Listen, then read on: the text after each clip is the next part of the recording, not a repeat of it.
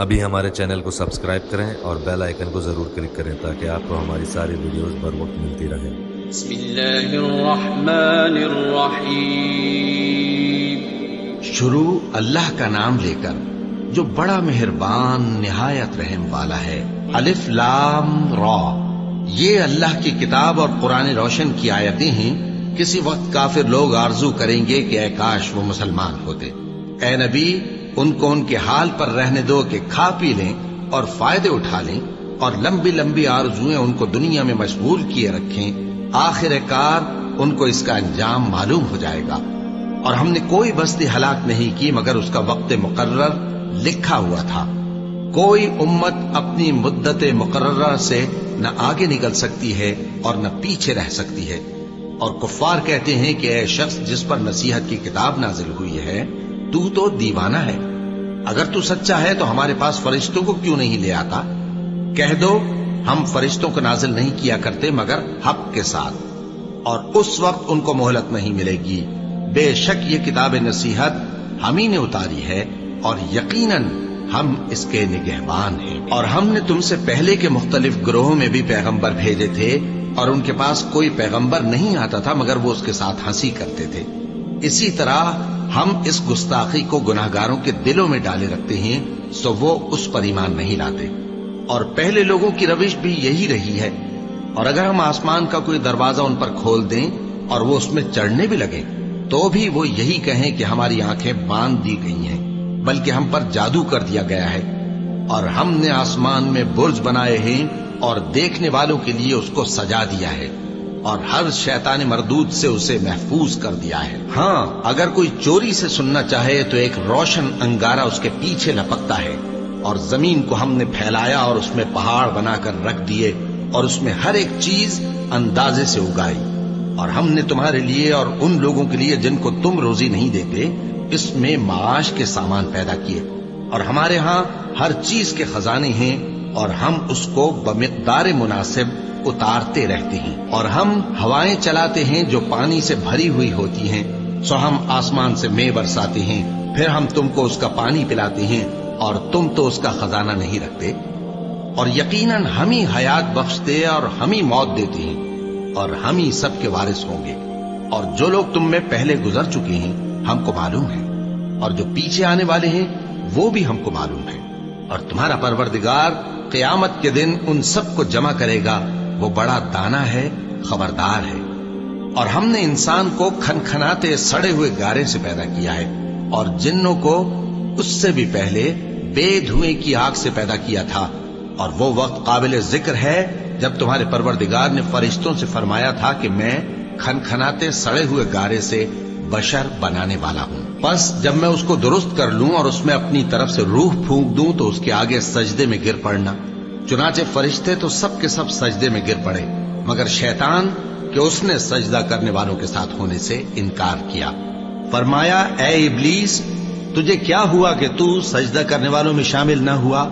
उसने कहा, मैं ऐसा नहीं हूं कि इंसान को जिसको तूने खनखनाते सड़े हुए गारे से बनाया है सजदा करूं। फरमाया, यहां से निकल जा कि अब तू मरदूद है और तुझ पर क़यामत के दिन तक लानत बरसेगी। उसने कहा कि परवरदिगार, मुझे उस दिन तक मोहलत दे जब लोग मरने के बाद जिंदा किए जाएंगे। फरमाया, अच्छा, सो तुझे मोहलत दी जाती है वक्त मुकर्रर यानी क़यामत के दिन तक। उसने कहा कि परवरदिगार, जैसा तूने मुझे भटका दिया है मैं भी जमीन में लोगों के लिए गुनाहों को आरास्ता करके दिखाऊंगा और सबको बहकाऊंगा। हाँ, उनमें जो तेरे खास बंदे हैं उन पर मेरा काबू चलना मुश्किल है। फरमाया कि मुझ तक पहुंचने का यही सीधा रास्ता है। जो मेरे खास बंदे हैं उन पर तुझे कुछ कुदरत नहीं कि उनको गुनाह में डाल सके। हाँ, बदराहों में से जो तेरे पीछे चल पड़े, और उन सब के वादे की जगह जहन्नम है। उसके 7 दरवाजे हैं, हर एक दरवाजे के लिए उनमें से अलग अलग हिस्सा है। जो मुत्तकी हैं वो बागों और चश्मों में होंगे। उनसे कहा जाएगा कि उनमें सलामती और अमन और इत्मीनान से दाखिल हो जाओ, और उनके दिलों में जो कदूरत होगी हम उसे निकाल देंगे। गोया भाई भाई मसनदों पर एक दूसरे के सामने बैठे हों। न उनको वहां कोई तकलीफ पहुंचेगी और न वो वहां से निकाले जाएंगे। ऐ पैगंबर, میرے بندوں کو بتا دو کہ میں بڑا بخشنے والا ہوں، بڑا مہربان ہوں، اور یہ کہ میرا عذاب بھی درد دینے والا عذاب ہے۔ اور ان کو ابراہیم کے مہمانوں کا احوال سنا دو۔ جب وہ ابراہیم کے پاس آئے تو سلام کہا۔ انہوں نے کہا کہ ہمیں تو تم سے ڈر لگتا ہے۔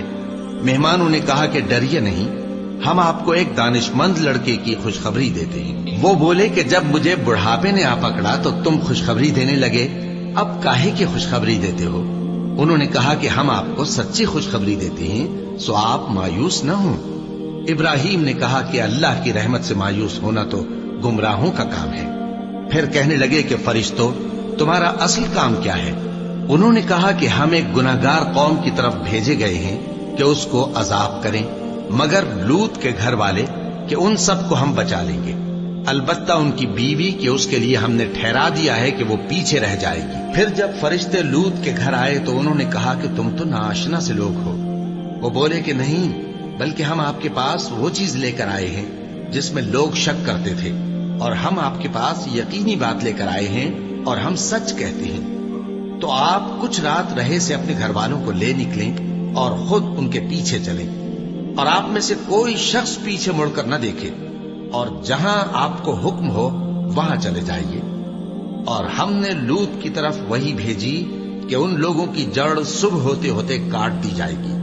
اور اہل شہر لوط کے پاس خوش خوش دوڑے آئے۔ لوط نے کہا کہ یہ میرے مہمان ہیں، کہیں ان کے بارے میں مجھے رسوا نہ کرنا، اور اللہ سے ڈرو اور میری بے آبروئی نہ کرو۔ وہ بولے، کیا ہم نے تم کو سارے جہان کی حمایت و طرفداری سے منع نہیں کیا؟ انہوں نے کہا کہ اگر تمہیں کرنا ہی ہے تو یہ میری قوم کی لڑکیاں ہیں، ان سے شادی کر لو۔ اے نبی، تمہاری جان کی قسم، وہ اپنی مستی میں مدہوش ہو رہے تھے، سو ان کو سورج نکلتے نکلتے چنگھاڑ نے آ پکڑا، اور ہم نے ان بستیوں کو الٹ کر نیچے اوپر کر دیا اور ان پر کھنگر کی پتھریاں برسائیں۔ بے شک اس قصے میں اہل فراست کے لیے نشانی ہے، اور وہ بستیاں اب تک شام جانے والے سیدھے رستے پر موجود ہیں۔ بے شک اس میں ایمان لانے والوں کے لیے نشانی ہے۔ اور بن کے رہنے والے یعنی قوم شعیب کے لوگ بھی گناہگار تھے، تو ہم نے ان سے بھی بدلہ لیا، اور یہ دونوں شہر کھلے رستے پر موجود ہیں۔ اور وادی ہجر کے رہنے والوں نے بھی پیغمبروں کی تکذیب کی، ہم نے ان کو اپنی نشانیاں دی اور وہ ان سے منہ پھیرتے رہے، اور وہ پہاڑوں کو تراش تراش کر گھر بناتے تھے کہ امن و اطمینان سے رہیں گے۔ آخر زوردار آواز نے ان کو صبح ہوتے ہوتے آ پکڑا، اور جو کام وہ کرتے تھے وہ ان کے کچھ بھی کام نہ آئے۔